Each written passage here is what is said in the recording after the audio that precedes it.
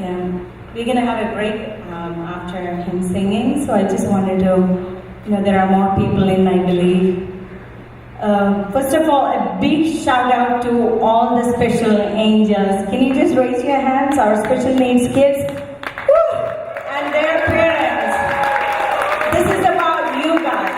I just want our little special angels and their parents to come and have a great evening. I don't really care how many seats are filled as long as you guys are here. I'm happy. Thank you for taking the extra effort, because I know what it takes to get a special needs child out of the home, how fragile they are, and to bring them and be with them during this event. There's my handsome boy. Hey, I see you. Anyone from Pima Medical Institute? Okay, I don't see them. Anyway, just few words about Max and Max'sHome. How I got, really inspired by my son. More than just being my son, how it was important for me to do something like this, to start a foundation in his name. We both had a rough start. I had a normal pregnancy. I'll make it real short, but something happened during delivery. The delivery was delayed. There was some medical negligence that happened during my labor, and because of that, my firstborn child was born almost without any pulse. He was almost dead. So the doctors were like, now you probably just do a prayer and let him go. And I'm like, no, I don't think it's time yet. Anyway, he fought through all the challenges. He was given 3 days to live. He suffered severe brain injury. He had cerebral palsy. His kidney was functioning, only 12% of his kidney was functioning. And he needed a G-tube to eat. He couldn't swallow because of the brain injury. So I hold on to him for 3 days thinking that this is it, I can't miss any moment. I need to be with him. But that boy of ours fought like a fighter. And I fought with him. And he lived a full life, which is a miracle for any child with that kind of brain injury. He lived 12 years. Okay, yeah. He lived 12 years and 20 days. And I firmly believe that it was with the support of all the people that were involved in his care. So what is more important here that I wanted to bring everyone's attention is, please be kind and empathetic when you see a special needs child and a family that is without hesitating, day and night caring for a child with special needs. Please be there for them, because until I went through it, I remember seeing kids with special needs. You will see a little bit of drool coming out and you just wipe them off, but you don't think anything beyond that. Okay, that's a child with Down syndrome, that's a child with, some other disability. But being the primary caregiver of my son for long 12 years, I know what all are the struggles we went through as a team, as a family. So please be kind to special child, to a special child and their family, especially the mother. Most of the time, I'm not saying fathers are not involved, but the agony that mother goes through. Normally for all of us, we deliver babies and we see them getting better day by day. We know that in 5 months they're going to crawl, 9 months they're going to walk. Normally that's how it goes.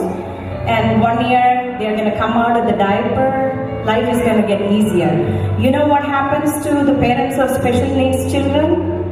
Their life gets tougher. That's the difference. They know that instead of getting their life easier, it's only going to get worse. They probably would need a hip surgery to help the child to walk. They probably have to deal with multiple seizures day and night. So we owe at least that much to them. We need to be there for such families. We need to support them. And that's why what my son Maxwell did is, he fought like a fighter. He couldn't see, walk or talk. All you see is what you see right here. That giggle. He just belly laughs through his pain.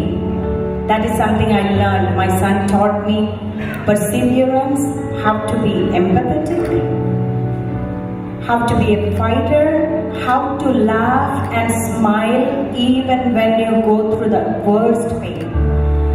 He would laugh with ventilator, when he's on ventilator, with the tubing. How many of us can do that? That's the biggest lesson he taught. How can you still be there for other people who are in pain when you yourself is going through the worst days of your life? He served his purpose in 12 years. He touched more hearts in 12 years than I did in 45 years. That is what these special angels does. That's what they teach us. He never spoke a word, never walked a step. I never get to hear him calling me mommy. But the amount of people he touched, I can't tell you how many. Look at you all. Some of you have seen Max in person, some of you haven't. You might have just seen the flyer.